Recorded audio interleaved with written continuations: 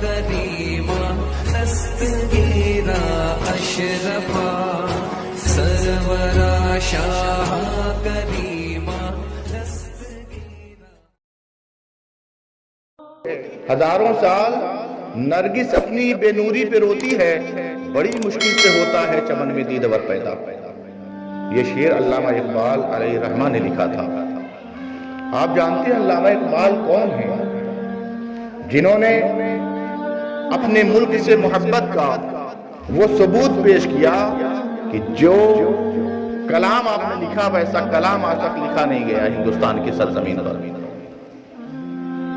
علامہ اقبال پائے کے بڑے شاعروں میں آپ کا شمار ہے. علامہ اقبال کی زندگی بڑی فقیرانہ زندگی گزرا کرتی تھی. آپ بہت تعلیم یافتہ تھا، بڑی تعلیم آپ نے حاصل کی، اور ہند کی ہی سرزمین پر نہیں بلکہ آپ نے تعلیم حاصل کرنے کے لیے اپنے ملک کو بھی چھوڑا، دوسرے ملکوں کا دورہ کیا، دوسرے ملکوں میں پہنچے، وہاں سے انہوں نے تعلیم حاصل کی.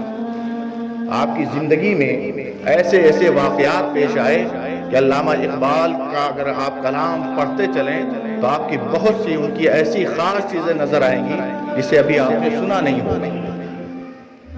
علامہ اقبال فرماتے ہیں کہ میرا دور طالب علمی کا زمانہ تھا. آپ غالباً لا کرنے کے لیے دوسرے ملک آپ پہنچے، وہاں آپ نے تعلیم حاصل کرنا شروع کی. آپ فرماتے ہیں کہ جہاں میری رہائش تھی وہیں قریب میں ایک عیسائی کا ہوٹل تھا جسے ایک عورت چلایا کرتی تھی. اس کی مالکہ جو تھی، اس کی جو مالک تھی وہ ایک عورت تھی، اور اس ہوٹل میں ایک بڑا بزرگ آدمی جو مذہب اسلام کا ماننے والا تھا، ایک مسلمان شخص تھا جو وہاں پر کام کرتا اور اپنی زندگی گزارتا. علامہ اقبال علیہ الرحمہ کھانا لینے کے لیے اس ہوٹل پہ جایا کرتے تھے. علامہ اقبال فرماتے ہیں کہ میں نے دیکھا اور میں نے اس کے چال چلن سے سمجھ لیا یہ عیسائی مذہب کی ماننے والی ہے.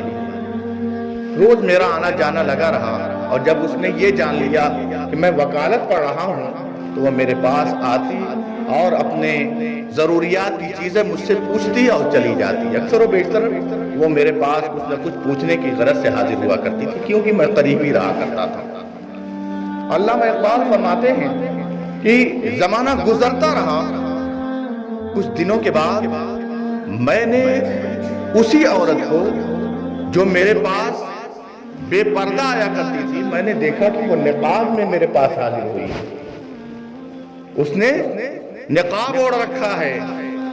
میں نے اس کی آواز سے پہچان تو لیا. میں نے خاتون آخر آج بات کیا ہے، آج کیا ماجرا ہے؟ میں تو تمہیں روزانہ بے پردہ دیکھا کرتا تھا، آج تم نے نقاب لگا رکھا ہے، بات کیا ہے؟ علامہ اقبال سے وہ عورت عرض کرنے لگی، اے بیٹے میں نے مذہب اسلام قبول کر لیا ہے، میں نے مذہب اسلام قبول کر لیا ہے. رسول کائنات صلی اللہ علیہ وسلم کی غلامی کا پٹا میں نے اپنی گردن میں ڈال لیا ہے. علامہ اقبال فرماتے ہیں میں نے اس خاتون سے پوچھا، اے خاتون اس بدلاؤ کی وجہ کیا ہے؟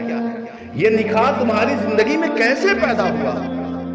آخر آپ نے مذہب اسلام کی کیا اچھائی دیکھی، آپ کو کیا پسند آیا؟ اب اس عورت نے جو واقعہ بتایا وہ اس طرح سے تھا. وہ خاتون عرض کرتی ہے، بیٹے سنو، میرے ہاں تم نے دیکھا ہوگا ایک جو ضعیف شخص نوکری کیا کرتا تھا، میں نے اس کی زندگی کو دیکھا اور اس کی زندگی کو دیکھ کر میری زندگی میں بدلاؤ پیدا ہوا.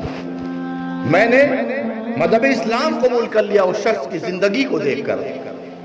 علامہ اقبال نے پوچھا، خاتون وجہ کیا ہے، کیا تمہیں اس کی زندگی نے خاص دیکھا؟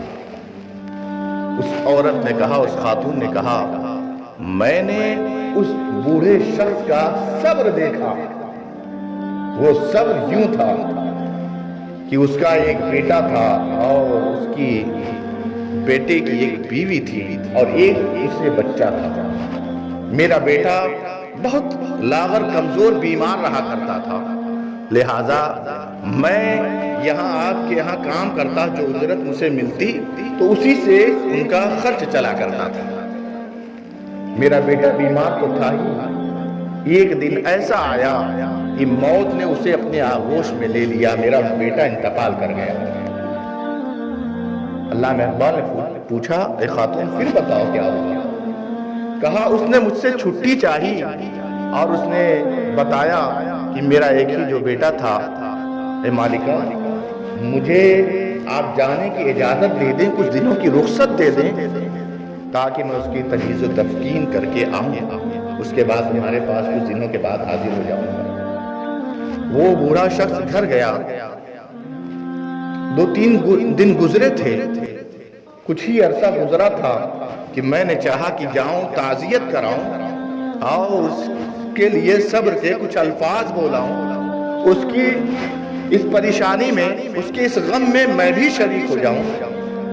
میں جب وہاں پہنچی تو اس نے مجھے دیکھ کر میری عزت افزائی کی، مجھے ادب کے ساتھ بٹھایا۔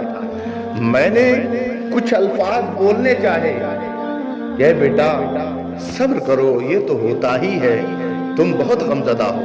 تو اس بوڑھے شخص نے کہا، اے خاتون غمزدہ کیوں ہوں؟ وہ اللہ کی امانت تھی، اللہ نے مجھے دیا تھا، اللہ نے اسے لے لیا ہے۔ یہ تو اللہ کا شکر ہے کہ اتنے زمانے تک اللہ نے اس امانت کو میرے پاس رکھا، وہ اتنے زمانے تک میرے پاس رہا، یہ تو اللہ کی امانت تھی، اللہ نے لے لیا ہے، غم کیسا؟ اے خاتون آپ جائیں، میں کچھ ہی دنوں کے بعد آپ کے یہاں حاضر ہو جاؤں گا۔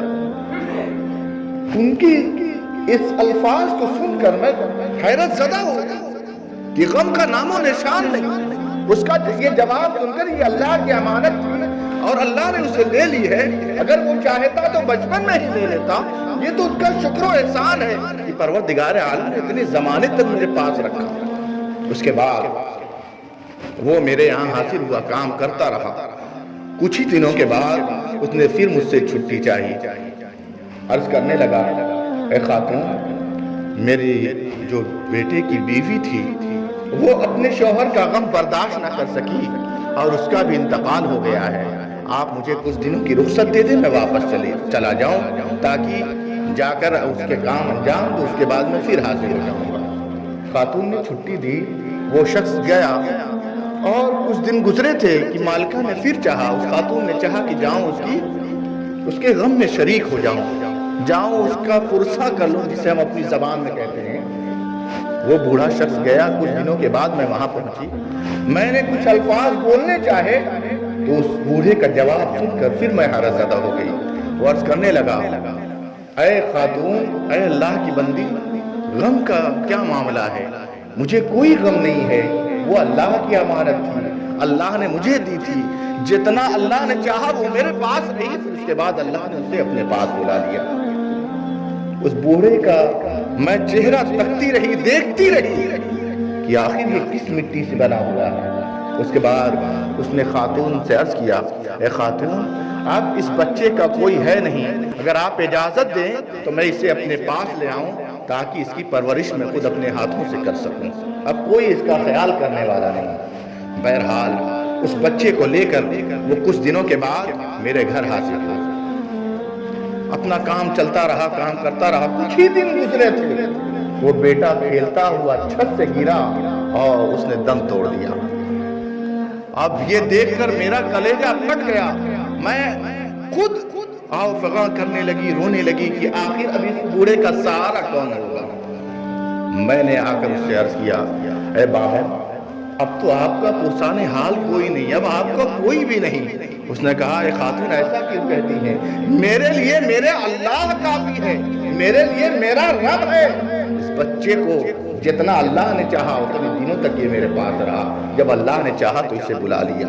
اس کا یہ جواب سن کر میں لرزہ پر اندام ہو گئی اور میں نے اس بوڑھے شخص سے پوچھا، اے بابا بتاؤ تم یہ صبر لاتے کہاں سے ہو؟ اتنا صبر تمہیں ہوتا کیسے ہے؟ تم اتنا صبر کرتے کیسے ہو؟ تو اس بوڑھے شخص نے کہا، اے خاتون جاننا چاہتی ہو تو سنو تم بھی کلمہ طیبہ پڑھ لو۔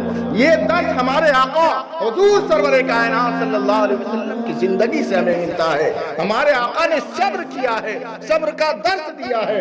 ہم اپنے آقا کی زندگی سے یہ درس حاصل کرتے ہیں اور ہم صبر کر لیتے ہیں۔ اس خاتون نے کہا اے بابا مجھے اپنے مذہب میں داخل کر لو، بلا شک و شبہ ایسا کوئی بھی مذہب نہیں جو اتنا صبر والا ہو، جو صبر کی تلقین کرتا ہو۔ اور نبی کائنات صلی اللہ تعالی وسلم کی زندگی سے درس لے کر بندہ اس طرح سے صبر کر سکتا ہے۔ اے بیٹے سنو، میں نے اس بوڑھے کی ان اداؤں کو دیکھ کر میں نے مذہب اسلام کو اپنا لیا ہے اور محمد عربی صلی اللہ علیہ وسلم کی غلامی کا پٹا اپنی گردن میں ڈال لیا ہے اور میں اب مسلمان ہو چکی ہوں۔